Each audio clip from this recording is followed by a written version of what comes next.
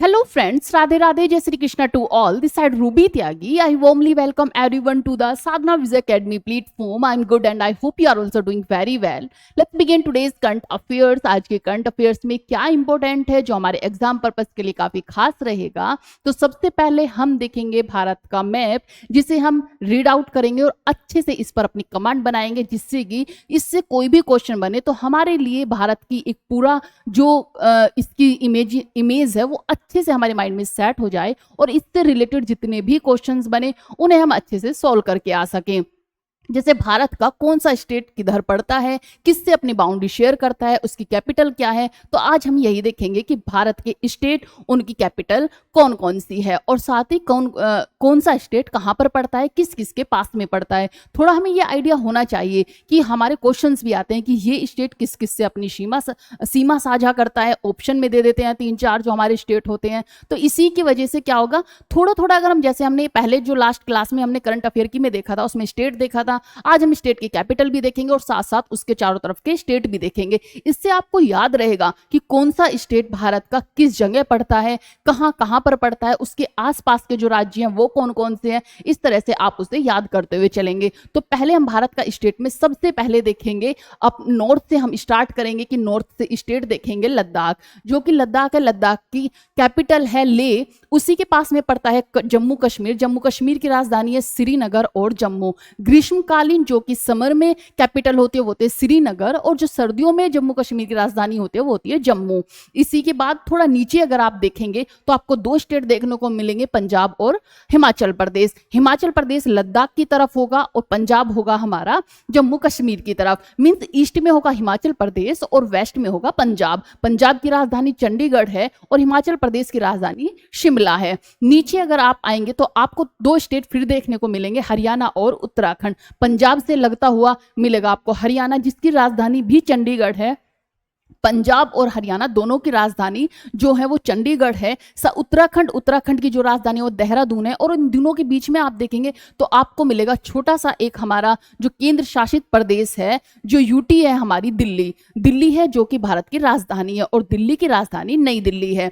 नई दिल्ली के पास में ही और हरियाणा और उत्तराखंड से मिलते हुए हमें मिलेगा उत्तर प्रदेश, जिसकी राजधानी है लखनऊ। उत्तर प्रदेश से हम थोड़ा चलेंगे वेस्ट में, और वेस्ट में आप 2 स्टेट देखेंगे, राजस्थान, राजस्थान के नीचे बिल्कुल गुजरात, जहां पर राजस्थान में आप रेगिस्तान का थार भी देखते हैं। नीचे गुजरात में आप कच्छ का मैदान देखते हैं। तो ये हुआ हमारा गुजरात की राजधानी है गांधीनगर। जो राजस्थान है उसकी राजधानी है जयपुर।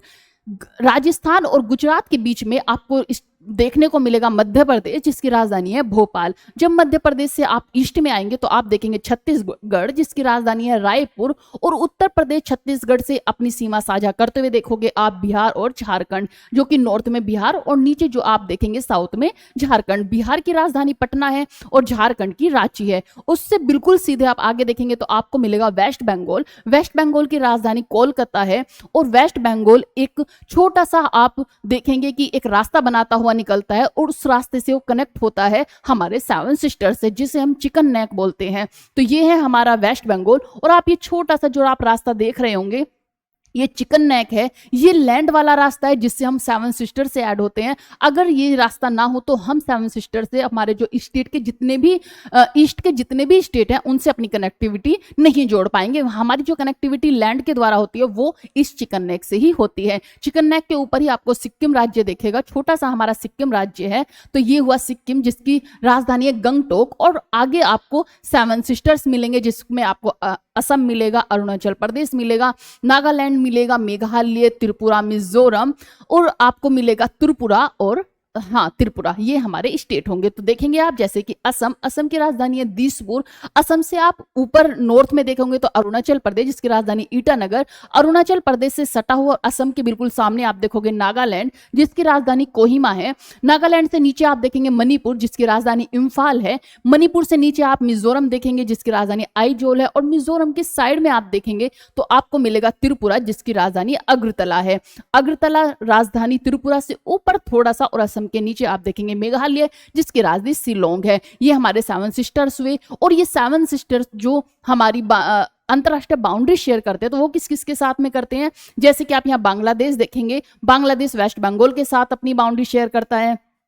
असम के साथ करता है, मेघालय के साथ, त्रिपुरा के साथ और मिजोरम के साथ। इधर आप म्यांमार भी देखेंगे जो कि मिजोरम, मणिपुर, नागालैंड और अरुणाचल प्रदेश से अपनी बाउंड्री शेयर करता है। अरुणाचल प्रदेश चाइना से भी अपनी बाउंड्री शेयर करता है और यहाँ पर काफी इलाका है जो विवादित रहता है और यहाँ पर चाइना समय समय पर घुसपैठ करता रहता है और हमारे सैनिकों को परेशान करता रहता है। अगर आप आएंगे, अब साउथ के स्टेट देखेंगे तो साउथ में आप यहाँ पर देखेंगे महाराष्ट्र जिसकी राजधानी है मुंबई। ऊपर थोड़ा सा आप देखेंगे यूटी जो कि केंद्र शासित प्रदेश है, जिसमें है दमन एंड दीव जिसकी राजधानी दमन है, और दादर एंड नागर हवेली जिसका सिलवासा राजधानी है। नीचे आप देखेंगे तेलंगाना, तेलंगाना की राजधानी हैदराबाद है जो कि आंध्र प्रदेश से काटकर बनाया गया, आंध्र प्रदेश से कटकर तेलंगाना बना था, जिसकी राजधानी हैदराबाद है और आंध्र प्रदेश की राजधानी अमरावती है। आंध्र प्रदेश की राजधानी अमरावती है। साइड में आप देखेंगे, जब आप थोड़ा सा वेस्ट में आओगे तो आपको दिखेगा कर्नाटका, कर्नाटका की राजधानी है बेंगलुरु, और उसी के वहां पर कर्नाटका और महाराष्ट्र के बीच में आप छोटा सा द्वीप देखेंगे जो कि है गोवा। गोवा की जो राजधानी वो है पणजी। ये छोटा सा द्वीप है जो कि काफी बहुत ही डेवलप है, और साथ ही साथ ये कहां पर पड़ता है, ये प्रायद्वीपीय भी हमारे स्टेट है क्योंकि इधर क्या है, इधर पानी से घिरा हुआ हिस्सा है और भारत का जो हिस्सा है, जो लैंड वाला हिस्सा है, तीन तरफ से पानी से घिरा हुआ है, उसे हम प्रायद्वीपीय कहते हैं, पेनिनसुला कहते हैं। तो ये जो है ये सागर के बिल्कुल किनारे है गोवा। और इसी के साथ में कर्नाटक से नीचे आप देखेंगे केरला, केरला की जो राजधानी तिरुवनंतपुरम है। इधर देखोगे आप तमिलनाडु जिसकी राजधानी चेन्नई है, राजधानी चेन्नई है। ये हुए हमारे स्टेट। इसी के साथ में हम हमारे दो जो छोटे छोटे द्वीप हैं जैसे कि अंडमान एंड निकोबार जिसकी राजधानी पोर्ट ब्लेयर है, और इधर आप देखेंगे सागर में ही हमारे कुछ द्वीप हैं जिसमें है लक्षद्वीप जिसकी राजधानी कवरावती है, कवरावती है। ये हमारी यूटी है, अंडमान निकोबार भी और लक्षद्वीप भी। ये हुए हमारे स्टेट और उनकी राजधानी। कहां कहां पर हमारे स्टेट पड़ते हैं आप एक बार फिर से देख सकते हैं। हमारे नॉर्थ में पड़ते हैं लद्दाख, जम्मू कश्मीर, हिमाचल प्रदेश, पंजाब और उत्तराखंड। इसी के साथ में आप वेस्ट में देखेंगे तो राजस्थान और गुजरात, और इधर महाराष्ट्र। बीच में अगर आप देखेंगे तो बीच में आपको देखने को मिलेगा हरियाणा, दिल्ली, उत्तर प्रदेश, मध्य प्रदेश, और उससे नीचे थोड़ा आप चलते हुए चलेंगे छत्तीसगढ़। ईस्ट में जब आएंगे तो आपको उड़ीसा मिलेगा, इधर बिहार और झारखंड मिलेगा। नीचे आप साउथ में आओगे तो तेलंगाना, आंध्र प्रदेश, कर्नाटका, तमिलनाडु और केरला और गोवा, ये हमारे साउथ में पड़ेंगे। जब आप ईस्ट में जाएंगे, ईस्ट में वेस्ट बंगाल से हमारे स्टेट स्टार्ट होंगे, और वेस्ट बंगाल के सबसे ऊपर आपको सिक्किम मिलेगा, और इधर आप जैसे ही जाएंगे तो आपको 7 स्टेट मिलेंगे जिसमें होगा असम, अरुणाचल प्रदेश, नागालैंड, मणिपुर, मिजोरम, त्रिपुरा और मेघालय। ये हमारे 7 सिस्टर्स भी कहे जाते हैं। भारत किस किस से अपनी बाउंड्री शेयर करता है तो पाकिस्तान से करता है, इधर अफगानिस्तान से करता है, इधर चाइना से करता है, इधर नेपाल से, और इधर भूटान से, इधर म्यांमार से, और यहाँ बांग्लादेश से ये अपनी बाउंड्री शेयर करता है। आपने ये भी नोटिस किया होगा कि भारत के जितने चारों तरफ के जो पड़ोसी देश हैं, मैक्सिमम देशों में क्या हुआ है कि वहां की जो सत्ता पलट हो गया है, सत्ता पलट गई है। वहां पर काफी प्रोटेस्ट देखे गए, जैसे कि पहले पाकिस्तान में हुआ था, फिर श्रीलंका में हुआ, म्यांमार में भी हुआ। इसके बाद आपने देखा होगा बांग्लादेश में कि वहां से शेख हसीना जी को वहां से भागना पड़ा, अपना रेजिग्नेशन देकर भारत में उन्होंने शरण ली। इसके बाद अब नेपाल में काफी तगड़ा जो प्रोटेस्ट है वो चला हुआ है, और वहां से वहां के भी जो पीएम है केपी ओली, उन्हें वहां से भागना पड़ा, और आई थिंक उन्होंने दुबई में शरण ली है और दुबई में पहुंच गए हैं। यहाँ पे अभी भी प्रोटेस्ट चला हुआ है। इसका कारण देखा जा रहा है कि कहीं अगला शिकार भारत या फिर चाइना भी हो सकता है क्या, पर ऐसा कुछ नहीं होने वाला। भारत बहुत समझदार और सुलझा हुआ देश है और बहुत ही शांति प्रिय देश है, और यहाँ की जनता और युवा काफी समझदार और शांति है। तो ऐसा कुछ भी नहीं होगा, क्योंकि ये देखा जा रहा है जिसने अमेरिका को आंख दिखाई है वहां पर सत्ता पलट हो गई है, क्योंकि इन लोगों में जिन जिन लोगों की सत्ता गिरी है उन सब लोग जो थे अमेरिका के खिलाफ थे, और मैक्सिमम लोग चाइना के पक्ष में थे। इसीलिए यहाँ पर जो है सत्ता पलट हुई है। तो ये सब देखा जा रहा है, इसीलिए थोड़ा ऐसी लगाए जा रहे हैं, आज से लगाए जा रहे हैं कि ऐसा कुछ हो सकता है, पर ऐसा कुछ भी देखने को नहीं मिलेगा। ये हमारी आशा है, और हमारे जो सहानुभूति भी है इन लोगों के लिए कि इनके साथ इतना प्रोटेस्ट हुआ, इतनी सब वहां पे चीजें हुई, इतने लोग मारे जा रहे हैं, तो बहुत ही दुख की बात है। ये भारत का हमारा मैप हुआ। आप इसे एक बार से अपने आप से भी रीड आउट करेंगे, पॉइंट आउट करेंगे कि कहाँ कहाँ पर कौन कौन से हमारे स्टेट हैं। इससे आपको अच्छे खासे देखने को मिलेगा और एक हमारी समझ बनेगी। अब चलते हैं हम अपनी फर्स्ट न्यूज पर। आपने फर्स्ट न्यूज सुनी होगी जिसमें चार्ली किर्क का नाम सुना होगा। जो चार्ली किर्क है वो ट्रंप के काफी खास व्यक्ति थे। उनकी गोली मारकर हत्या कर दी गई। कैसे की गई कि ये देखा जा रहा है कि अमेरिका में भी लोग सुरक्षित नहीं है।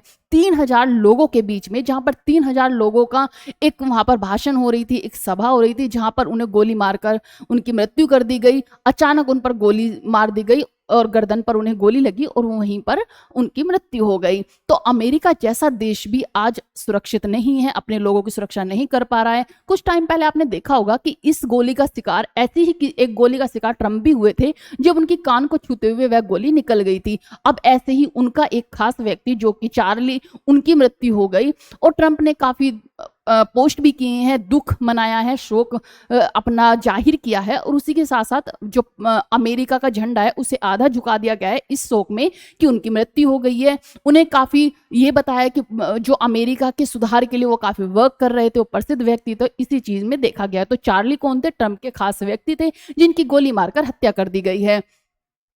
नेक्स्ट न्यूज है हमारी कि पीएम मोदी ने अनाउंस किया है कि 1200 करोड़ रुपए वो जो उत्तराखंड में बाढ़ से पीड़ित लोग हैं उनकी मदद करेंगे। वहां पर जो आपत्ति आई है, जितना वहां पे जो बाढ़ के वजह से प्रकोप हुआ है, उसकी सब चीजों को पुनर्निर्माण करने के लिए, वहां के लोगों को सहायता पहुंचाने के लिए 1200 करोड़ रुपए की सहायता करेंगे। जैसे प्रधानमंत्री नरेंद्र मोदी ने उत्तराखंड में बाढ़ प्रभावित क्षेत्रों के लिए 1200 करोड़ रुपए वित्तीय सहायता का ऐलान किया है। यह राशि राज्य को बाढ़ से हुए नुकसान की मरम्मत और राहत कार्यों के लिए दी जाएगी। मुआवजे में क्या होगा कि जो एक घटना है, मृतकों के परिजनों को अगर उस बाढ़ में कुछ लोगों की मृत्यु हो गई है तो उन्हें 2 लाख रुपए दिए जाएंगे और अगर बाढ़ की वजह से कोई लोग घायल हुए हैं तो उन्हें 50,000 रुपए दिए जाएंगे। तो ये हेल्प जो हमारे प्रधानमंत्री हैं उन्होंने अपने फंड से, जो पीएम का रिलीफ फंड्स होता है, पीएम नेशनल रिलीफ फंड्स के माध्यम से दी जाएगी। 50,000 रुपए घायलों को दी जाएगी। जिन बच्चों के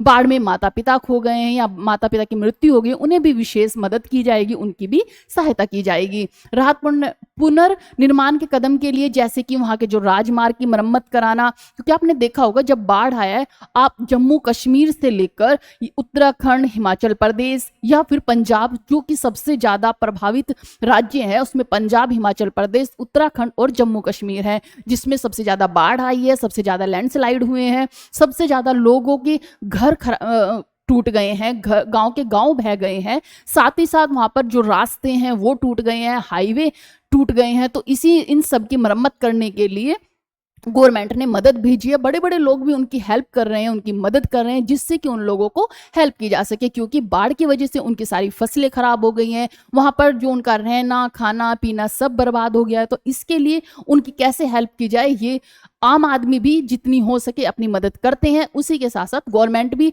अपनी तरफ से जितना हो सके लोगों की मदद करते हैं। इसीलिए प्रधानमंत्री ने उत्तराखंड के लिए 1200 करोड़ का मुआवजा देने की बात कही है। ये न्यूज है हमारी यूएसए के जो मार्को रूबियो हैं, यूएसए के विदेश मंत्री मार्को रूबियो, उन्होंने कहा है कि भारत अमेरिका एक मित्र की तरह है, एक अच्छा मित्र है, अच्छा व्यापार हमारे बीच में होता है, ऐसा कुछ भी हमारे बीच कोई भी ऐसी अनबन नहीं चल रही है, कोई भी प्रॉब्लम्स नहीं है। क्योंकि क्या हो रहा है, ट्रंप टैरिफ पर टैरिफ लगाए जा रहे हैं, साथ ही साथ वो इस चीज को भी मैनेज करते हुए चल रहे हैं कि हमारे भारत से दुश्मनी ना हो, हम भारत को के खिलाफ ना जाएं। मीन्स उनका ये दिखावा है कि वो भारत को ये दिखाएं कि हम तो मजबूरी में तुम पर टैरिफ लगा रहे हैं क्योंकि तुम रशिया से ऑयल खरीद रहे हो, बाकी हमारी ऐसी कोई भी मंशा नहीं है कि हम आपके खिलाफ जाएं, क्योंकि हम तो आपको अपना दोस्त समझते हैं, अपना प्रेमी समझते हैं। ये चलते हुए जब से भारत चाइना से मिला है और वहां पर पुतिन से उन्होंने मुलाकात की, प्रधानमंत्री मोदी, पुतिन और शी जिनपिंग ने जब तीनों की बातचीत हुई है एससीओ समिट में, तब से ट्रंप काफी पिघले हुए हैं। ट्रंप अपनी हरकतों से बाज नहीं आ रहे हैं, वो टैरिफ भी लगा रहे हैं, सब चीजें कर रहे हैं, लेकिन साथ ही साथ उन्हें इस चीज का भी दुख है कि भारत चाइना की तरफ रुख ले रहा है, रशिया के करीब जा रहा है, और ये हो भी रहा है। जैसे ही ट्रंप ने भारत पर, चाइना पर, रशिया पर टैरिफ लगाए हैं, उससे क्या हुआ है कि ये अच्छा हुआ है कि जो रशिया है उनसे हमारे रिश्ते और मजबूत हुए हैं, साथ साथ चाइना के साथ भी हमारे रिश्ते कुछ अच्छे होते जा रहे हैं। तो ट्रम्प की ये मेहरबानी है कि हमारे रिश्ते कुछ अच्छे हुए हैं, लेकिन इससे ट्रम्प को भी घबराहट हो रही है कि अगर भारत चाइना की तरफ रुख लेता है या रशिया की तरफ रुख लेता है, और अगर ये तीनों देश मिल जाते हैं तो अमेरिका को बड़ी प्रॉब्लम का सामना करना पड़ सकता है। जो अमेरिका एक स्ट्रोंग बना फिरता है तो उसकी वो स्ट्रोंग, वो शक्तिशाली जो प्रभाव है वो थोड़ा कम हो सकता है। तो इसी के डर की वजह से वो अपना एक बैलेंस बनाए हुए, एक मैनेजमेंट बना रहे हैं, एक जो बैलेंस होती है चीज़ों को उन्हें बैलेंस करें कि हमारा तो अच्छा रिश्ता है मोदी जी के साथ में, वो तो हमें मजबूरी में ही टैरिफ लगाना पड़ रहा है। बार बार इनके, कभी वो भारत की इकोनॉमी को डेड इकोनॉमी कहते हैं तो कभी वो भारत को अपना दोस्त बताते हैं, कभी उनके विदेश मंत्री पोस्ट करते हैं तो कभी उनके सेक्रेटरी मंत्री जो सलाहकार हैं वो पोस्ट करते हैं। तो ये सब चीजें, ये सिलसिला चल रहा है। भारत आराम से शांत है। भारत को जब लगता है कि हाँ एक पोस्ट कर देना चाहिए तो भारत एक पोस्ट कर देता है, बाकी वो आराम से देख रहा है कि अभी ट्रम्प क्या करने वाले हो और आप करते रहो, हम उसका जवाब बड़ी शांतिपूर्वक देंगे, क्योंकि बौखलाहट तुम्हें आती है, हमें नहीं। हम बड़े शांतिपूर्वक लोग हैं, शांतिपूर्ण रूप से ही हम इसका जवाब देंगे। बौखलाहट में ये कुछ उल्टे ऊटपटांग काम करते नजर आते हैं। तो अभी क्या हुआ है कि जो भारत के लिए विदेश राजदूत नियुक्त किए जाते हैं तो वो राजदूत बनाए गए, वो बनाए गए हैं सिर्जियो गोर। कौन बनाए गए? सिर्जियो गोर बनाए गए हैं, जो कि काफी, इन्होंने विदेश मंत्री जो मार्को रूबियो, उन्होंने कहा है कि ये काफी हमारे जो विश्वास पात्र व्यक्ति हैं और इसीलिए इन्हें राजदूत बनाया गया है। सोर्जियो गोर का जिक्र हुआ कि मार्को रूबियो ने बताया कि वे सोर्जियो गोर को लंबे समय से जानते हैं। उनका मानना है कि भारत के लिए राजदूत पद का वही व्यक्ति होना चाहिए जो सीधे अमेरिकी राष्ट्रपति का भरोसेमंद हो, और सर्जियो गोर है इस कसौटी पर खरे उतरते हैं। ये इनकी बात थी। अब आप चलेंगे, ये हमारी काफी इंपॉर्टेंट न्यूज है और आपके लिए इससे कोई ना कोई क्वेश्चन जरूर बन सकते हैं। जैसे कि आप जानते हैं जो हमारे उपराष्ट्रपति थे धनखड़ जी, उन्होंने अपना रेजिग्नेशन दे दिया था। इसके बाद जो उपराष्ट्रपति के लिए कैंडिडेट नियुक्त किए गए, जब कैंडिडेट नियुक्त किए गए थे तो मैंने आपको बताया था कि एनडीए की तरफ से सीपी राधाकृष्णन को नियुक्त किया गया है और एक विपक्ष ने अपना कैंडिडेट रखा था। तो क्योंकि आप सब जानते हैं कि एनडीए की मेजोरिटी है भारत में, जिसकी भी मेजोरिटी होती है मैक्सिमम चांसेस होते हैं उसी के उपराष्ट्रपति बनते हैं, क्योंकि ये जो उपराष्ट्रपति का पद होता है इसके लिए जो वोट की जाती है वो हमारे जो संसद के निर्वाचक सदस्य होते हैं और मनोनीत सदस्य होते हैं उन्हीं के द्वारा बनाया जाता है, उन्हीं की वोट से बनाया जाता है, वही इस चुनाव में शामिल होते हैं। तो अभी जो हमारे उपराष्ट्रपति बने हैं वो बने हैं सीपी राधाकृष्णन। कौन बने हैं? सीपी राधाकृष्णन बने हैं, जो कि एनडीए के कैंडिडेट थे। फिर अभी मॉरिशस के जो प्रधानमंत्री भारत में आए हुए हैं, हमारे जो प्रधानमंत्री हैं उनसे मिले हैं, तो इन्हीं की चर्चा हो रही है कि हम जो मॉरिशस के प्राइम मिनिस्टर हैं रामगोलाम, वो कहाँ पर आए हुए हैं? भारत में आए हुए हैं। और जब भी कोई प्रधानमंत्री भारत में आते हैं, भारत के प्रधानमंत्री किसी अदर कंट्री में जाते हैं तो कुछ समझौते होते हैं, कुछ घोषणाएं होती हैं। तो देखिए क्या है ये घोषणाएं। प्रधानमंत्री नरेंद्र मोदी ने कहा कि भारत और मॉरिशस सिर्फ साझेदार नहीं बल्कि एक परिवार है। हमारा मानना है, हम रिश्तों को बहुत इंपॉर्टेंस देते हैं। जब भी कोई भी देश अगर ये कहता है कि वो अदर जो कंट्री है वो हमारा साझेदार नहीं एक परिवार है, तो हम उसे एक परिवार की तरह ही समझते हैं। यहाँ की ट्रम्प की तरह हम एक झूठा दिखावा नहीं करते हैं। तो मॉरिशस को हमने एक अपना परिवार, अपनी फैमिली बताया है। दोनों देशों के बीच गहरा सांस्कृतिक और ऐतिहासिक रिश्ता है। उन्होंने कहा कि हिंद महासागर को सुरक्षित और स्वतंत्र बनाए रखना दोनों देशों की साझा प्राथमिकता है। कुछ घोषणाएं हुई, जैसे उनमें प्रमुख घोषणाएं हैं, भारत मॉरिशस की जरूरतों और प्राथमिकताओं को ध्यान में रखते हुए एक विशेष आर्थिक पैकेज की घोषणा की है। इंफ्रास्ट्रक्चर मजबूत होगा, नए रोजगार संभावनाएं पैदा होंगी, स्वास्थ्य सुविधाएं बेहतर होंगी। एक नया जन औषधि केंद्र भी मॉरिशस में खोला गया है। स्वास्थ्य और शिक्षा के क्षेत्र में भारत ने मॉरिशस ने कुछ काम किया है। साथ ही विज्ञान, तकनीक और विकास परियोजना में किया है और हाइड्रोग्राफी प्रोजेक्ट में किया है। मोदी और मॉरिशस के प्रधानमंत्री नवीन चंद्र रामगुलाम, कौन है मॉरिशस के प्रधानमंत्री? नवीन चंद्र रामगुलाम वाराणसी में मिले। रामगुलाम ने गंगा आरती में भी हिस्सा लिया। पीएम मोदी का स्वागत उत्तर प्रदेश के राज्यपाल और वहां के मुख्यमंत्री योगी आदित्यनाथ ने किया। मोदी जी ने कहा कि सदियों पहले भारतीय संस्कृति और परंपराएं मॉरिशस पहुंची और आज भी वहां का जीवन उसका हिस्सा है। उन्होंने कहा कि गंगा की अनंत धारा की तरह भारतीय संस्कृति ने मॉरिशस को समृद्ध किया है। नेक्स्ट न्यूज है हमारी नेतन्याहू से लेकर, जो कि नेतन्याहू हैं वो कौन है? वो है इजराइल के प्रधानमंत्री। और उन्होंने कहा है कि जो फिलिस्तीन स्टेट है वो सिर्फ एक स्टेट है, उसे हम अलग देश का दर्जा नहीं देते हैं, वो हमारी हिस्सा है, हमारी जमीन है। इजराइल के प्रधानमंत्री बेंजामिन नेतन्याहू ने वेस्ट बैंक में एक बड़े सेटलमेंट प्रोजेक्ट पर हस्ताक्षर किए। उन्होंने स्पष्ट किया है कि कोई स्वतंत्र फिलिस्तीनी राज्य नहीं बनेगा। यह कार्यक्रम माले अदुमीन नामक इजरायली बस्ती के पास हुआ।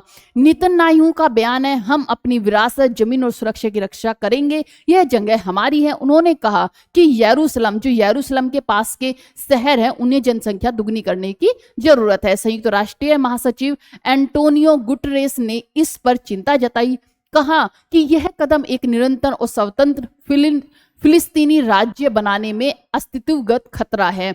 ब्रिटेन ने चेतावनी दी है कि यदि इजराइल गाजा में युद्ध विराम नहीं करता है तो वह फिलिस्तीन को एक राज्य के रूप में मान्यता दे सकता है।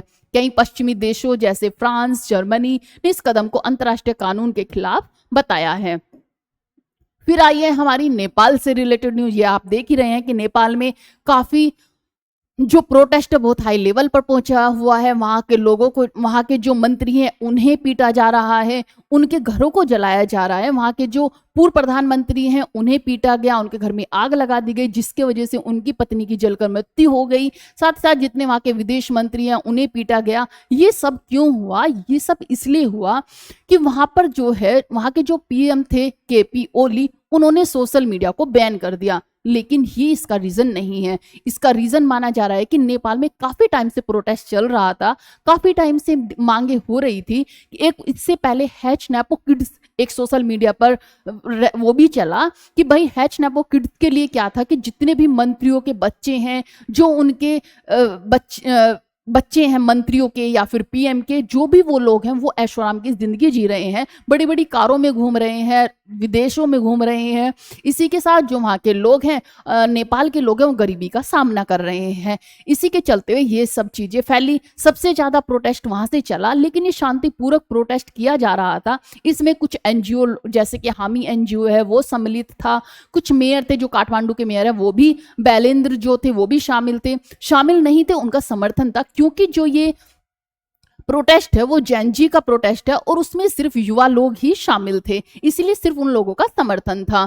अभी क्या हुआ, ये जब शांति से प्रोटेस्ट किया जा रहा था तो जो नेपाल की सरकार है उसने वहां पर फायरिंग के आदेश दे दिए। फायरिंग के आदेश देने पर वहां पर 19 लोगों की मृत्यु हो गई। 19 लोगों की जैसे ही मृत्यु हुई और 300 से ज्यादा लोग घायल हो गए, तो जो भीड़ थी, जो युवा थे, वो बहुत ज्यादा आग बबूला हो गए और उन्होंने इस प्रोटेस्ट को एक आकर्षित, जो आक्रोश भरा रूप दे दिया, जिसमें उन्होंने सब चीजों को तहस नहस कर दिया। वहां के जितने मंत्री थे उनके घरों में आग लगा दी, आसपास के इलाकों में आग लगा दी। जो पीएम है उन्हें वहां से रेजिग्नेशन देकर भागना पड़ा और वो कहाँ गए हैं ये अच्छे से नहीं पता है, लेकिन ये सोचा जा रहा है कि वो दुबई में शायद उन्होंने शरण ली है और वो वहां से भाग गए हैं। ये सब चीजें हुई। इसका मुख्य कारण सोशल मीडिया भी माना जा रहा था कि क्या हुआ, सरकार ने यह कहकर सोशल मीडिया को बैन कर दिया कि जो सोशल मीडिया है वो झूठी खबरें फैला रहा है, धोखाधड़ी फैला रहा है, युवाओं को जो उनके पथ से हटा रहा है, वो पथभ्रष्ट कर रहे हैं, गलत इंफॉर्मेशन उन लोगों तक जा रही है, इसीलिए ये प्रोटेस्ट फैल रहा है। और नेपाल में जो ये अशांति है वो इसी कारण से हो रही है। तो इसीलिए उन्होंने, जैसे कि यूट्यूब हुआ, ट्विटर हुआ जो कि आज एक्स के नाम से जाना जाता है, या फिर फेसबुक हुआ, और 26 और भी ऐप थे जिन्हें बैन कर दिया गया था। इसी में जो चाइना के ऐप थे उन्हें बैन नहीं किया गया था। इससे अमेरिका को काफी नुकसान देखना पड़ सकता था और चाइना को काफी लाभ होता। तो ये देखा जा रहा है कि चाइना, जो अमेरिका है, उसका भी कुछ इसमें हाथ हो सकता है, क्योंकि जब भी किसी भी कंट्री ने अमेरिका को आंख दिखाई है उसका तख्ता पलट हो गया। इससे पहले सेम ऐसे ही सिचुएशन बांग्लादेश में बनी थी और वहां भी युवाओं ने प्रोटेस्ट किया था बेरोजगारी को लेकर, और इतनी बुरी हालत वहां पे हुई थी कि शेख हसीना को अपनी जान बचाकर वहां से भागना पड़ा। वो भी रेजिग्नेशन देकर भारत में उन्होंने शरण ली थी। इसी तरह केपी ओली को भी अपनी जान बचाकर वहां से भागना पड़ा, क्योंकि भीड़ इतनी आग बबूला हो गई, इतनी आक्रोश उनमें भर गया कि उन्होंने कुछ भी नहीं देखा, इस तरह जलाना शुरू कर दिया। जो आपने तस्वीरें भी देखी होंगी कि किस तरह वहां के विदेश मंत्री को पीटा जा रहा है, उनके कपड़े फाड़ दिए गए। जो पीएम है, जो एक्स पीएम थे, उनकी वाइफ को जलाकर मार दिया गया, पीएम को पीटा गया। तो ये सारी सिचुएशन हुई। इतना युवा क्यों भड़का? सिर्फ इसीलिए कि जो वहां की सरकार थी वो अच्छे से नहीं चला रही थी, क्योंकि 17 साल में वहां पर 15 प्रधानमंत्री आ चुके थे और कोई भी अच्छे से मैनेजमेंट नहीं कर रहे थे। बेरोजगारी फैल रही थी, गरीबी फैल रही थी, और जब बेरोजगारी गरीबी फैलती है तो ये हालात बनते ही हैं। गलती सरकार की भी है कि युवाओं पर गोलीबारी करना बहुत ही ज्यादा गलत है। जो 19 लोग मारे गए, उनकी कोई इसमें गलती नहीं थी। जब वो शांतिपूर्वक अपना प्रोटेस्ट कर रहे थे तो सरकार को भी उन चीजों को देखना चाहिए था। सरकार अपने आप को उनसे ऊपर कैसे ले सकती है? जिस जनता ने सरकार को बनाया, अगर सरकार उन्हीं के खिलाफ कदम उठा देगी तो ये सब चीजें बहुत गलत हैं। कि 19 लोग मारे गए, वो क्या वापिस आ जाएंगे? इसीलिए इतना चीजों को जलाना और उस मंत्रियों को पीटने की जो एक्सीडेंट हुआ, जो ये सिचुएशन बनी। इसी के साथ में अब जो वहां पर हालात हो रहे हैं कि युवा अभी भी जो वहां पर आग लगा रहे हैं, वहां पे जो प्रोटेस्ट फैल रहा है, तो उसमें यही है कि केपी ओली तो वहां से भागे चुके हैं, अब वहां पर नेपाल में शांति बनाए रखें। तो ये सब मुद्दा हुआ। इस पे मैंने आपको अलग क्लास भी बताई थी कि क्या क्या ये चीजें हुई, आप देख रहे होंगे। अब चलते हैं भारत और रूस द्वारा आयोजित। हमारा पहला क्वेश्चन है, भारत और रूस द्वारा आयोजित बहुपक्षीय सैन्य अभ्यास जो कि जयपैड 2025 मुख्य रूप से किस क्षेत्र में किया गया? तो किस क्षेत्र से संबंधित है? वो है आतंकवाद विरोधी और सैन्य सहयोग अभ्यास है। ये किस किस के बीच में किया गया? भारत और रूस के द्वारा जयपैड 2025।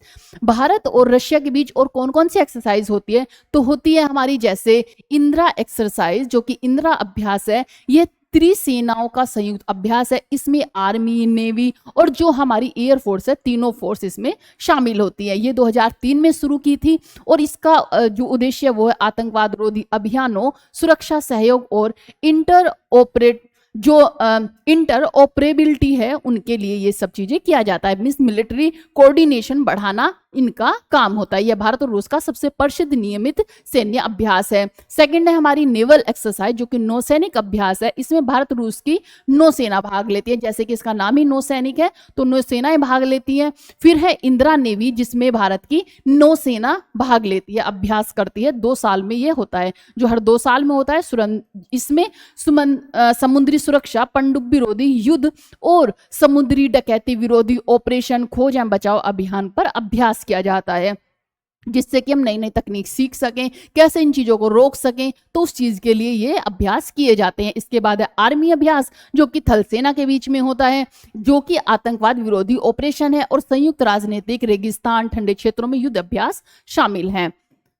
नेक्स्ट न्यूज है हमारी, निम्नलिखित में से कौन हाल ही में भारत के 15वें उपराष्ट्रपति बने हैं? तो वो बने हैं सीपी राधा कृष्णन। कौन बने हैं? सीपी राधा कृष्णन। हाल ही में सीपी राधाकृष्णन हमारे कौन से नंबर के बने हैं? तो ये 15वें नंबर के उपराष्ट्रपति बने हैं। वे तमिलनाडु से आते और भाजपा के वरिष्ठ नेता हैं। भाजपा के वो वरिष्ठ नेता हैं।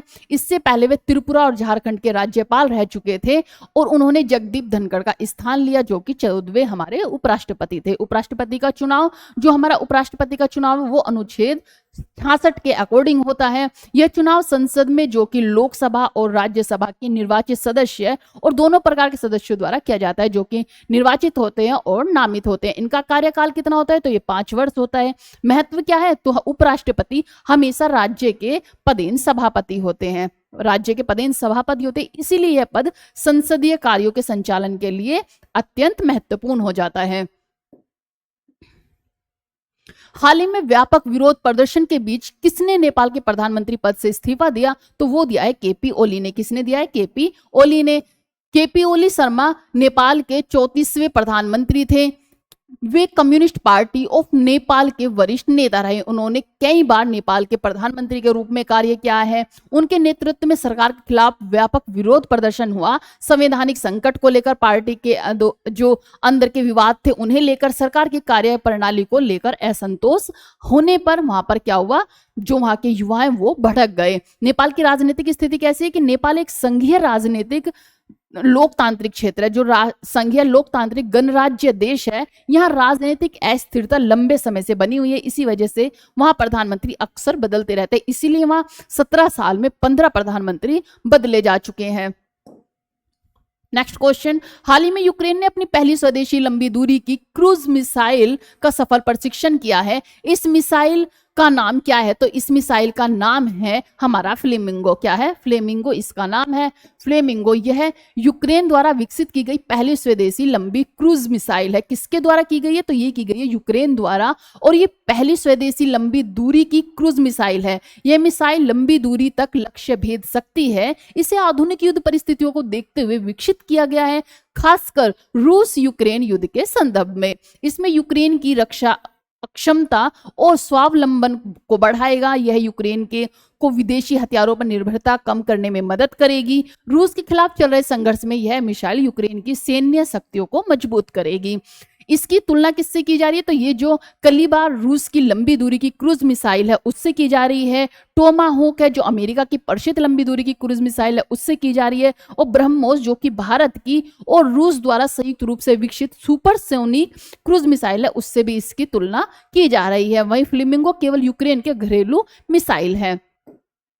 नेक्स्ट क्वेश्चन, हाल ही में इजराइल ने शावित रॉकेट से किस जासूसी उपग्रह का सफल प्रशिक्षण किया है? तो वो किया है ओफेक 19। किससे? ओफेक 19 से। ओफेक 19 से क्या है? ये इजराइल का न्यूनतम जासूसी उपग्रह है। क्या है ये? जासूसी उपग्रह है। कौन सा? ओफेक 19। ओफेक 19 इसे हाल ही में शावित, कौन सा? शावित रॉकेट की मदद से प्रक्षेपित किया गया था। इसका मुख्य कार्य रक्षा और खुफिया जानकारी एकत्र करना है। किसने किया है इसे? इजराइल ने किया है। इजराइल का यह स्वदेशी रॉकेट है। किस लिए किया गया? जिससे ये निगरानी रख सके, खुफिया चीजों की हमें जानकारी दे सके, रक्षा और खुफिया जानकारी दे सके। इसे खास तौर पर उपग्रहों को कक्षा में स्थापित करने के लिए विकसित किया गया है। इसकी खासियत यह भी है कि यह छोटे और हल्के उपग्रहों को पृथ्वी की निचली कक्षा में स्थापित कर सकता है। ओफेक हिब्रू भाषा का शब्द है जिसका अर्थ है होरिजन, मीन्स क्षैतिज। क्या है? क्षैतिज इसका अर्थ है। ओफेक का मीन्स क्या है? क्षैतिज, जो कि किस भाषा का है? हिब्रू भाषा का शब्द है। यह उपग्रह श्रृंखला 1988 में शुरू हुई थी। इनका मुख्य उद्देश्य इजराइल की सुरक्षा और निगरानी अक्षमता को मजबूत करना है। फिर आइए, ये है हमारे सीपी राधाकृष्णन, जो कि द हिंदू में इनके बारे में दिया गया था, किसको कितनी वोट दी गई ये सब इसमें मेंशन किया है। सीपी राधाकृष्णन जो कि इलेक्टेड हुए, हमारे वाइस प्रेसिडेंट है, बस हमें यही याद रखना है। अब हम देखेंगे वाइस प्रेसिडेंट से रिलेटेड जितने भी हमारे आर्टिकल हैं उन्हें देखते हुए चलेंगे। इससे आपको उपराष्ट्रपति से जितने भी क्वेश्चंस बनेंगे उन्हें आप अच्छे से सॉल्व करके आ सकेंगे कि किस आर्टिकल के तहत वो अपना कार्यभार संभालते हैं, किस आर्टिकल के तहत वो शपथ लेते हैं, किस आर्टिकल के तहत उनका चुनाव होता है। ये सब डिटेल भी एक बार देखेंगे। जैसे कि उपराष्ट्रपति का अचानक इस्तीफा हुआ 21 जुलाई 2025 को, जिसमें जगदीप धनखड़ जी ने राष्ट्रपति द्रौपदी मुर्मू को स्वास्थ्य कारण बताते हुए, स्वास्थ्य हालत खराब बताते हुए अपना रेजिग्नेशन सौंपा। राष्ट्रपति ने इसे स्वीकार किया था 24 जुलाई को। ठीक है, 24 जुलाई को। उपराष्ट्रपति से रिलेटेड जितने भी आर्टिकल है उन्हें देखेंगे। जो वाइस प्रेसिडेंट है, सबसे पहले हम जानेंगे कि वो राज्यसभा के अध्यक्ष होते हैं, यानी संसद का कार्यवाही संचालित करते हैं। जो संसद की कार्यवाही उन्हें संचालित करते हैं। राष्ट्रपति की अनुपस्थिति होने पर कार्यवाहक राष्ट्रपति बनते हैं और उन्हें राष्ट्रपति के समान ही शक्तियां होती हैं। जब तक राष्ट्रपति नहीं आते हैं और जब तक वो राष्ट्रपति के पद पर कार्य करते हैं तो उन्हें सारी शक्तियां राष्ट्रपति की दी जाती हैं। तो कार्यवाहक राष्ट्रपति की तरह कार्य करते हैं। राष्ट्रपति का उल्लेख अगर आप देखेंगे तो आर्टिकल 52 से लेकर 78 के अंतर्गत दिया गया है।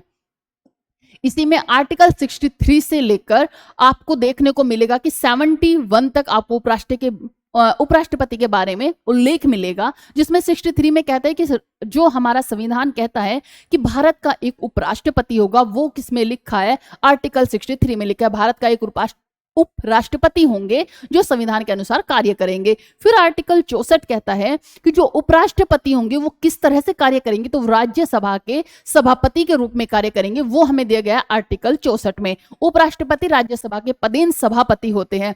इसी के साथ साथ वो अगर राष्ट्रपति वहां पर उपस्थित नहीं होंगे तो उपराष्ट्रपति राष्ट्रपति की तरह कार्य करेंगे, कार्यवाहक राष्ट्रपति की तरह कार्य करेंगे, वो दिया हुआ है आर्टिकल 65 में। आर्टिकल 65 क्या कहता है कि यदि राष्ट्रपति का पद रिक्त हो जाए, वह अस्थायी रूप से कार्य करने में असमर्थ हो, तो उपराष्ट्रपति कार्यवाहक राष्ट्रपति बनते हैं। आप 3 आर्टिकल अच्छे से पहले याद करें कि 63 कहता है कि भारत में एक उपराष्ट्रपति होंगे। 64 कहता है कि जो उपराष्ट्रपति है वो राज्यसभा के सभापति की तरह कार्य करेंगे और उसी की तरह उन्हें वेतन दिया जाएगा। थर्ड कहता है कि अगर बाय चांस राष्ट्रपति उपस्थित नहीं है, उन्हें कोई प्रॉब्लम्स हैं या वो आने में असमर्थ है या उनकी मृत्यु हो जाए, तो उस रूप में जो कार्यवाहक राष्ट्रपति होंगे वो उपराष्ट्रपति कार्य करेंगे। तो आर्टिकल 63 से 65 तक आपको पता चल गया। आर्टिकल 63 कहता है उपराष्ट्रपति होंगे। आर्टिकल 64 कहता है कि जो उपराष्ट्रपति हैं वो राज्यसभा के सभापति की तरह कार्य करेंगे। और आर्टिकल 65 कहता है कि जो उपराष्ट्रपति हैं वो कार्यवाहक राष्ट्रपति के रूप में कार्य करेंगे अगर राष्ट्रपति उपस्थित ना हो। तो 3 आर्टिकल आपको अच्छे से याद हो गए होंगे। आर्टिकल 66 कहता है कि जो उपराष्ट्रपति हैं उनका चुनाव कैसे किया जाएगा, तो वो किसमें उल्लेख किया गया, आर्टिकल 66 में। आर्टिकल 66 कहता है कि निर्वाचन मंडल द्वारा यह चुनाव आयोजित किया जाएगा और इसमें जो चुनाव होगा वो रूढ़ अनुपातिक प्रतिनिधित्व पद्धति में होगा। किसमें होगा, रूढ़ अनुपातिक प्रतिनिधित्व पद्धति में होगा। ये कैसे होता है, तो इसमें मैंने आपको बताया था कि जैसे कुछ कैंडिडेट होते हैं, जैसे कैंडिडेट ए हुआ, बी हुआ और सी हुआ, इनके लिए वोट की जाती है।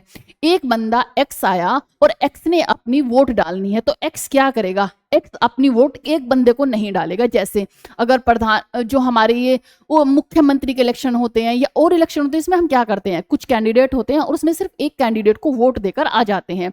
लेकिन इसमें ऐसा नहीं होता है। इसमें क्या होता है, जो मंत्री होंगे वो जब भी वोट करेंगे तो उनकी प्रायोरिटी होगी। मीन्स उन्होंने ए को दी सेकंड प्रायोरिटी, बी को दी फर्स्ट प्रायोरिटी और सी को दी थर्ड प्रायोरिटी। अब इसी के साथ में एक कैंडिडेट वाई आया, वाई ने प्रायोरिटी दी फर्स्ट ए को, सेकंड बी को और सी को थर्ड।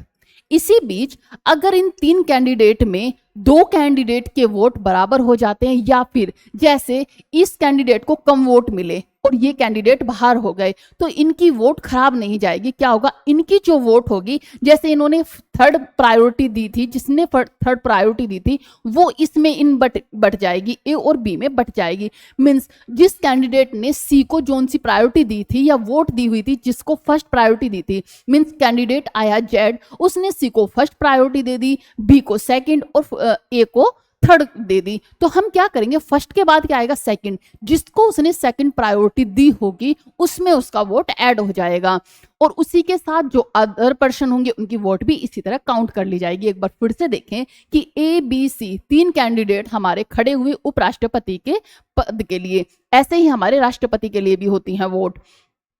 3 कैंडिडेट खड़े हुए, उसके लिए जब वोट की गई तो कैंडिडेट जो हमारे सांसद होंगे, जो निर्वाचित सदस्य होंगे, वो जब वोट करेंगे तो वो अपनी प्रायोरिटी के अकॉर्डिंग देंगे। मीन्स एक को first priority, second priority, third priority. जब वो इलेक्शन की पूरी वोटिंग हो जाएगी, इसके बाद जो कैंडिडेट की सबसे कम वोट होगी उन्हें इस पद से अलग कर दिया जाएगा, उन्हें पद से निकाल दिया जाएगा और उन्हें जिन जिन कैंडिडेट ने फर्स्ट प्रायोरिटी पर रखा हुआ था उनकी जो सेकंड प्रायोरिटी होगी उसमें उसकी वोट ऐड हो जाएगी। मीन्स जिन्हें सी, जैसे कि मैंने सी को वोट दी हुई थी लेकिन सी तो बाहर हो गई और मेरी वोट में सेकंड प्रायोरिटी ए थे, तो मेरी जो वोट है वो ए के लिए ऐड हो जाएगी, इस तरह से ऐड की जाएगी। तो ये होता है रूढ़ अनुपातिक प्रतिनिधित्व पद्धति। आर्टिकल 67 देखेंगे, इसमें है कि राष्ट्रपति का कार्यकाल कितना होगा, तो ये होगा 5 वर्ष। कितना होगा, 5 वर्ष। आर्टिकल 68 कहता है कि अगर उपराष्ट्रपति का रिक्त खाली हो जाए तो जल्द से जल्द उनका जो चुनाव है वो करा दिया जाए। जल्द से जल्द कितना जल्द ये मेंशन नहीं है, लेकिन लिखा हुआ है कि जल्द से जल्द ये जो चुनाव है वो करा दिया जाए। आर्टिकल 69 कहता है कि नियुक्त होने से पहले उपराष्ट्रपति राष्ट्रपति के समक्ष शपथ लेंगे। तो आर्टिकल 69 में दिया हुआ है कि शपथ लेंगे किसके, प्रत्यक्ष राष्ट्रपति के प्रतिज्ञान में। आर्टिकल 70 कहता है किसी भी परिस्थिति में जब राष्ट्रपति के कर्तव्यों को कोई अन्य व्यक्ति निभा रहा हो तो संसद कानून द्वारा यह तय कर सकती है कि वह कौन होगा और कैसे करेगा। आर्टिकल 71 कहता है कि अगर यदि उपराष्ट्रपति के चुनाव में कोई धोखाधड़ी हुई है, कोई विवाद है, तो उसे सुलझाने के लिए सर्वोच्च न्यायालय इसमें अपना हस्तक्षेप करेगा और वही निर्णय देगा।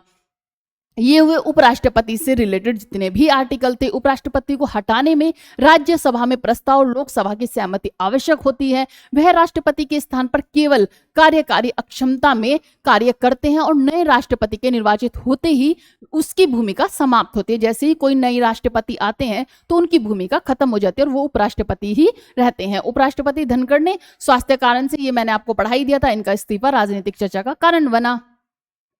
अब चलते हैं हम अपने प्रश्न पर, जो हमारा रिवीजन है, लास्ट वीक का हमारा रिवीजन है, तो उसे हम देखते हुए चलेंगे।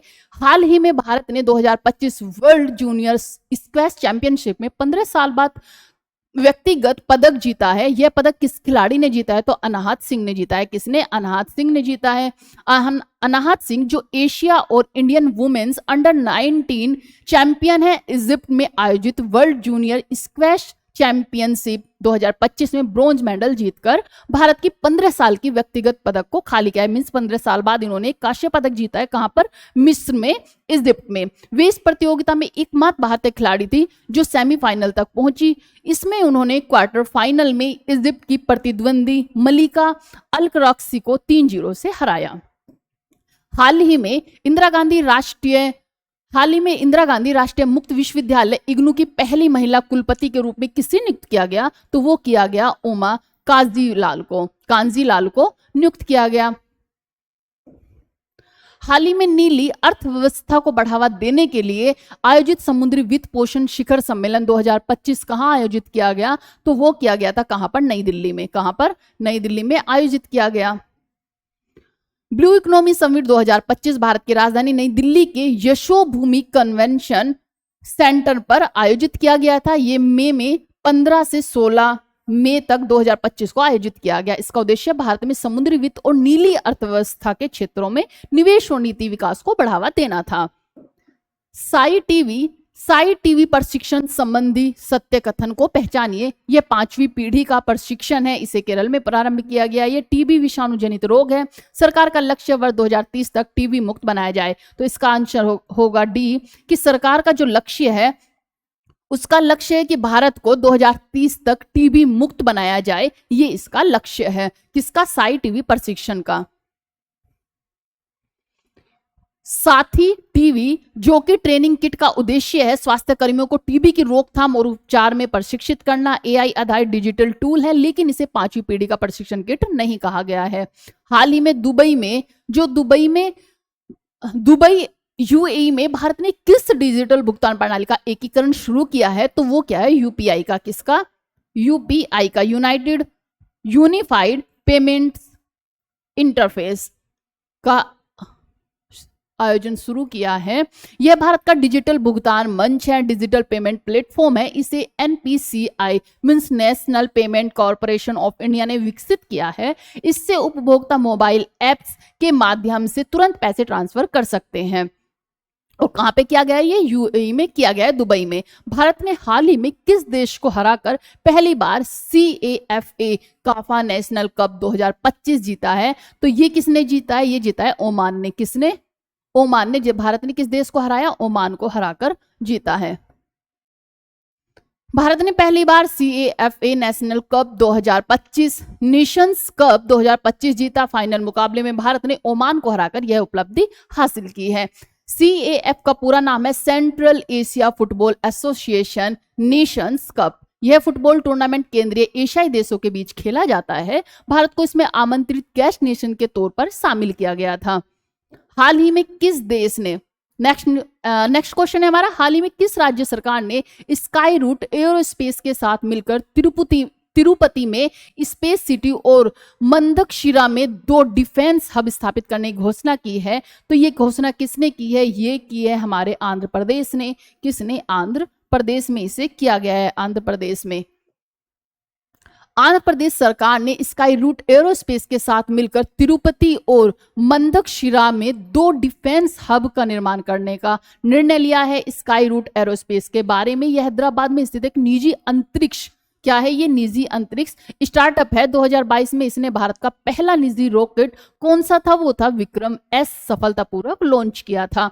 अब यह कंपनी भारत के निजी अंतरिक्ष क्षेत्र, प्राइवेट स्पेस सेक्टर को मजबूत करना चाहती है। परियोजना का उद्देश्य क्या है कि आंध्र प्रदेश को स्पेस और डिफेंस मैन्युफैक्चरिंग हब के रूप में विकसित करना होगा, युवाओं को रोजगार के अवसर उपलब्ध कराने होंगे, भारत की आत्मनिर्भरता और रक्षा जो क्षमता है उसे बढ़ाने का कार्य करेगी। नेक्स्ट क्वेश्चन है हमारा, कौन सा राज्य हाल ही में 99.3 साक्षरता दर के साथ भारत का चौथा पूर्ण साक्षर राज्य बन गया है, तो बना है हिमाचल प्रदेश। हिमाचल प्रदेश की उपलब्धि, हिमाचल प्रदेश ने 99.3% की साक्षरता दर लिटरेसी रेट हासिल की है। इसके साथ ही यह भारत का चौथा पूर्ण साक्षर राज्य बन गया है। पहले यह साक्षर राज्य कौन है, पहले नंबर पर केरला। केरल में 100% लोग साक्षर हैं, पढ़े लिखे हैं, इनका क्या है 100% है। सेकंड है मिजोरम जिसमें 99% लोग पढ़े लिखे हुए हैं, और त्रिपुरा थर्ड पे है, त्रिपुरा इसमें भी 99 लोग शिक्षित हैं। अब चौथे नंबर पर हिमाचल प्रदेश बना है जो कि 99.3% लोग यहाँ पर शिक्षित हैं। ये किसी भी राज्य या देश के सामाजिक और आर्थिक विकास का पैमाना है। उच्च साक्षरता दर का मतलब है कि वहां शिक्षा का बेहतर प्रसार हुआ है, इसमें स्वास्थ्य, रोजगार, जीवन स्तर में सुधार होते हैं। बहुत ही अच्छा ये एक आंकड़ा है जिसमें 4 हमारे राज्य बने हैं, केरल बना है, जिसमें हमारा मिजोरम बना है, त्रिपुरा बना है, और फिर बना है हिमाचल प्रदेश। कौन सा, हिमाचल प्रदेश बना है। हाल ही में किस पूर्व अमेरिकी राष्ट्रपति ने नेटफ्लिक्स डॉक्यूमेंट्री आर ओशंस के लिए अपना तीसरा एमी पुरस्कार जीता है, तो वो है बराक ओबामा। ओबामा ने ये जीता है।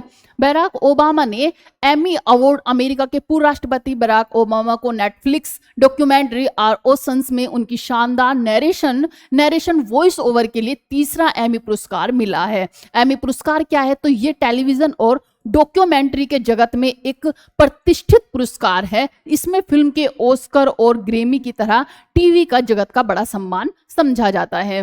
हाल ही में, नेक्स्ट क्वेश्चन है हमारा, हाल ही में भारत मालदीव संबंधों में कौन सा कथन सत्य है।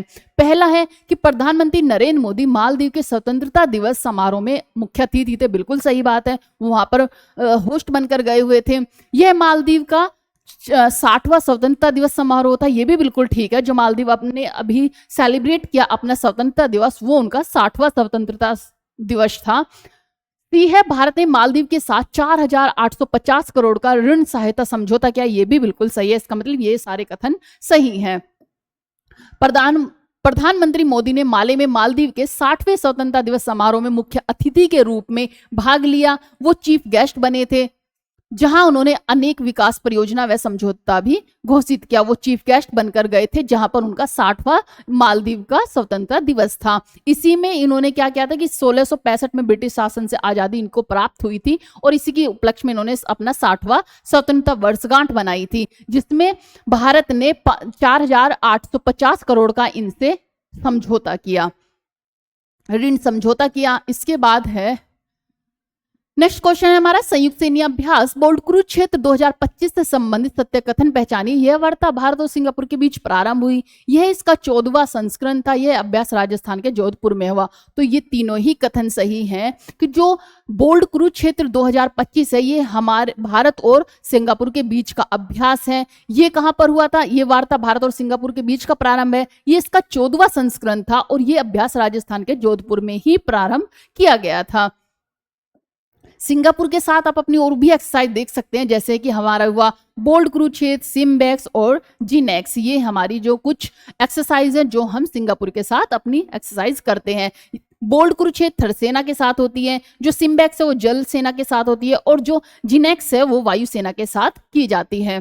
नेक्स्ट क्वेश्चन है, प्रोजेक्ट क्यूपर के तहत ब्रॉडबैंड इंटरनेट सेवा की पहली बार 27 उपग्रह किसी संस्था द्वारा लॉन्च किए गए हैं। निम्नलिखित में से कौन सी यह संस्था है, तो ये है हमारा जो है अमेज़न। कौन है, अमेज़न क्यूपर टीम ने इसे लॉन्च किया है। अमेज़न ने 29 अप्रैल 2025 को प्रोजेक्ट क्यूपर के तहत अपने पहले 27 उपग्रह लॉन्च किए हैं। सैटेलाइट ब्रॉडबैंड नेटवर्क बनाने की दिशा में अहम कदम है। इस लॉन्च से क्या होगा कि जो अमेज़न को उपग्रह इंटरनेट मार्केट में प्रवेश दिलाया, जिसका उद्देश्य दुनिया भर में खास तौर पर दूर दराज इलाकों के तेज और भरोसेमंद इंटरनेट प्रदान करना है।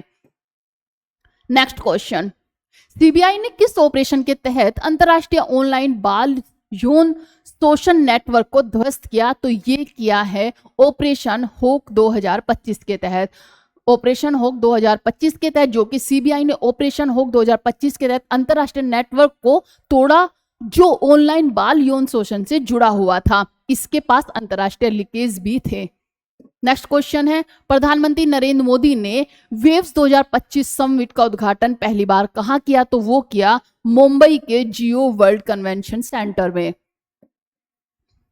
प्रधानमंत्री नरेंद्र मोदी ने भारत का पहला deep water transshipment port Vizhinjam international sea port का उद्घाटन कहां पर किया? तो ये किया वंजिंजम तिरुवनंतपुरम केरला में इसका उद्घाटन किया। वंजिंजम मैंने आपको पढ़ाया भी था कि ये एक बहुत ही बड़ा क्या है, हमारा डीप वाटर ट्रांसशिप पोर्ट है, डीप वाटर ट्रांसशिपमेंट पोर्ट है।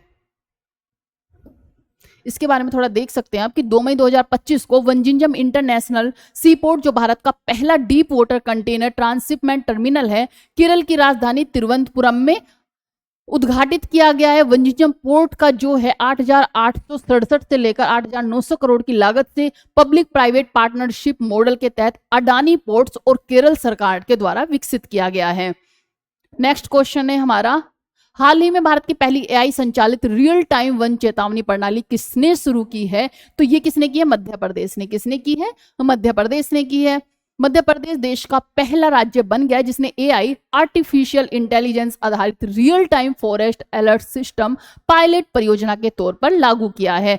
इस प्रणाली में Google Earth engine, machine learning, satellite images और फील्ड स्टाफ जो मोबाइल फीडबैक का उपयोग करके अवैध अतिक्रमण को, पेड़ कटाई को, भूमि उपयोग परिवर्तन जैसी गतिविधियों को लगातार और सटीक निगरानी से जानने लगेगी। AIFF ने वर्ष 2024-25 के लिए सर्वश्रेष्ठ महिला फुटबॉलर के रूप में किसे नामित किया है? तो वो क्या है? सौम्या गोंगलोट को। किसको? सौम्या को। हाल ही में भारत ने बगलिहार बांध से पाकिस्तान को जाने वाली पानी के प्रवाह रोक दिया। यह बांध किस नदी पर है? तो वो है चेनाब नदी पर। किस पर है? चेनाब नदी पर है। ये कहां पर है? ये है बगलिहार बांध, जम्मू कश्मीर के रामबन जिले में स्थित है। यह बांध चेनाब नदी पर बनाया गया है और इसका निर्माण 2005 में पूरा हुआ था। यह परियोजना पाकिस्तान द्वारा इंडस वाटर ट्रीटी के तहत विवादित रही क्योंकि पाकिस्तान चेनाब को पश्चिमी नदी मानता है। इसी के चलते हुए उस पर भारत के निर्माण को सीमित करने की बात करता था।